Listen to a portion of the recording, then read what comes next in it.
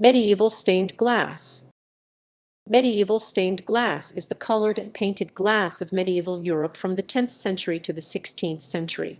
For much of this period, stained glass windows were the major pictorial art form, particularly in northern France, Germany, and England, where windows tended to be larger than in southern Europe. In Italy, for example, frescoes were more common.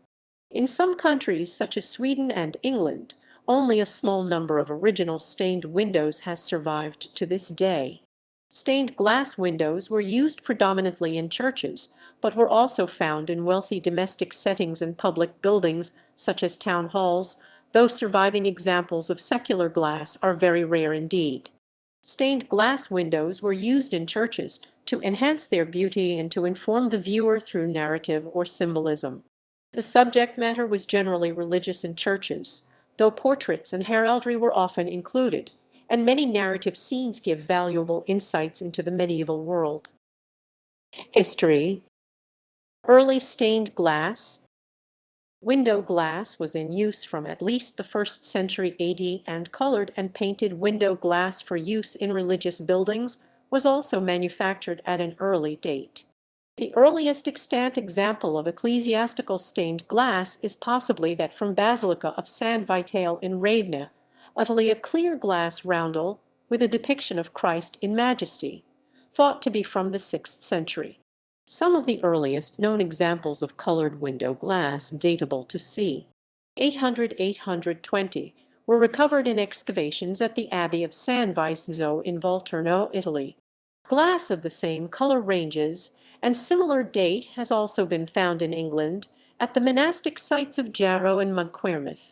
These examples are not painted. However, it was not until the advent of the monumental cathedral and church building campaigns in the 11th and 12th centuries that the demand for colored glass began to increase significantly, reaching its highest level in the 14th and 15th centuries. The oldest surviving glass windows still in situ are thought to be the prophet windows in Augsburg Cathedral of c. 1065. A useful 12th century source on medieval glass manufacture is the De Diversis Artibus on various arts of Theophilus Presbyter, a Benedictine monk believed by some scholars to be Roger of Helmarshausen, a metal glass and pigment worker of the late 11th and early 12th centuries. It describes a number of craft processes, including glassmaking and glassworking. In the 9th century or earlier, books 1 and 2 of a 3-vol emesis, completed by another in the 12th, Heraclius, in De Coloribus et Artibus Romanorum of Hues and Crafts of the Romans, gives an account of methods for producing colored glass, although he may have copied much of his text from the Natural History of Pliny the Elder of c. 77 AD. Now considered inaccurate date on works of Heraclius later. Composition, manufacture, and distribution. Prior to c. 1000, most colored glass was of a soda-lime silica composition. In northern Europe, soda glass was eventually almost totally superseded by potash lime silica glass. Forest glass. Forest glass continued to be used in stained glass for the duration of the medieval period until soda glass again began to be used in the 16th century. The potash K2O found in forest glass was derived from wood ash. In De Diversis Artibus, Theophilus describes the use of beech wood as the preferred source of ash. Other plant matter, such as bracken, was also used. As well as containing potash, beech ash comprises an assortment of compounds including iron and manganese oxides, which are particularly important for generating color in glass. Medieval stained glass panels could be created either by the cylinder-blown sheet or crown glass window method. Forest glass was manufactured in Burgundy and Lorraine near the Rhine, in Flanders, and in Normandy in the Seine and Loire valleys. It was distributed throughout mainland, northwest Europe, and Britain in the form of ready-made sheets. The application of painted decoration to and final shaping of the sheets was carried out at glass working centers close by the final destination of the glass. Color. The color of glass could be affected by many factors. Sources of silica were often impure, with iron oxide being one of the most common impurities. The greenish hue of uncolored glass is usually owing to the presence of a mixture of ferrous Fe2+ and ferric Fe3+ ions in the glass matrix. It is also possible that impurities could be introduced at the fritting stage within the glass furnace, leading to the addition of further alumina, silica, and iron oxides. Inherent color. Inherent color refers to the colors that may be formed in the molten glass by manipulating the furnace environment. Theophilus describes molten glass changing to a saffron yellow color, which will eventually transform. These color changes are the result of the behavior, under redox conditions, of the iron and manganese oxides which are naturally present in beechwood ash. In the glass melt, the iron and manganese behave as follows. In an oxidizing environment, metal and some nonmetal ions will lose electrons. In iron oxides, Fe2+ ferrous ions will become Fe3+ ferric ions. In molten glass, this will result in a change in glass color from pale blue to yellow/brown. In a reducing environment, the iron will gain electrons and color will change from yellow/brown to pale blue. Similarly, manganese will change in color depending on its oxidation state. The lower oxidation state of manganese Mn2+ is yellow in common glass, while the higher oxidation states Mn3+ or higher is purple. A combination of the two states will give a pink glass. As the manganese and iron may each be in different states of oxidation, the combination of the two can result in a broad range of attractive colors. Manganese in its fully oxidized state, if not present in too great a mass, will also act as a decolorant of glass if the iron is in its yellow, ferric form. The two colors in effect cancel each other out to produce a clear glass. Experimental manufacture of potash glass emulating Theophilus recipes has resulted in colors ranging from colorless to yellow, amber, brown, green, blue, pink, and purple.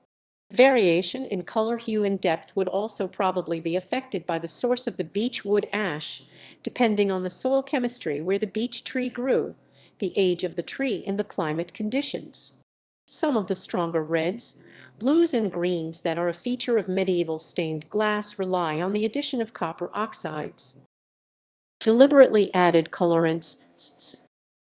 Heraclius de Coloribus et Artibus Romanorum includes instructions for creating green and red glass by adding copper, probably in the form of ore or copper filings, to the batch, a method practiced since ancient times. The chapters on how to make red, green, and blue glass are missing from De Diversis Artibus. As with the iron/manganese colors, the colors formed by the addition of copper oxide to the glass are dependent on the different oxidation states of the added copper. In an oxidizing environment, blue cupric Cu+ ions are formed. In a strongly reducing environment, red colloidal cuprous Cu+ oxide is formed, and if reoxidized, then green cuprous Cu+ oxide results. The production of bright reds and blues in particular was straightforward, as the addition of copper to the mix resulted in the reliable creation of red, blue, and green. The dominance of red and blue in Romanesque and Gothic glass is obvious. However, at York Minster, for example, it was demonstrated that 90% of the medieval glass was colored by means of iron/manganese content. Medieval blue soda glass. Early medieval glass was soda-based, and although the use of soda glass in northern Europe was almost wholly superseded by forest glass after c. 1000, there are some examples of a richly colored blue glass identified through XRF analysis that was produced in the medieval period using soda as the alkali. In the UK, a considerable quantity of blue soda glass has been identified in stained glass from York Minster and in excavations at Old Sarum and Winchester. In France, in Chartres Cathedral and St. Denis in Paris, soda glass has also been found, and no doubt there must be many other examples. Evidence of recycling Roman tesserae to produce window glass in the 9th century has been identified at the Benedictine monastery of San Vincenzo, Molise, Italy. Theophilus in the 12th century was also aware of such practice. He states that mosaic tesserae, little square stones from ancient pagan buildings along with various small vessels in the same colors could be used to produce glass. They even melt the blue in their furnaces, adding a little of the clear white to it. And they make from it blue glass sheets which are costly and very useful in windows. According to Theophilus, the French were particularly skilled at this process. Cox suggests that the examples analyzed at York could indeed be Roman, or slightly later, glass remelted in France and imported into England. Flashing. Glass comprising multiple layers of clear and usually red glass was known to exist in the 12th and 13th centuries. The manufacturing process is not known. Flashing was developed in the 15th century and refers to the superimposition of a thin layer of colored glass onto another colored or uncolored glass sheet. The procedure may have involved dipping a small sphere of molten glass into a molten uncolored glass and blowing this into a cylinder form, the cylinder blown sheet process, which was then cut into sections and flattened in an annealing oven. Red or ruby copper-based glass is usually flashed as the color is too dense to be used alone. Other glass colors may also be flashed.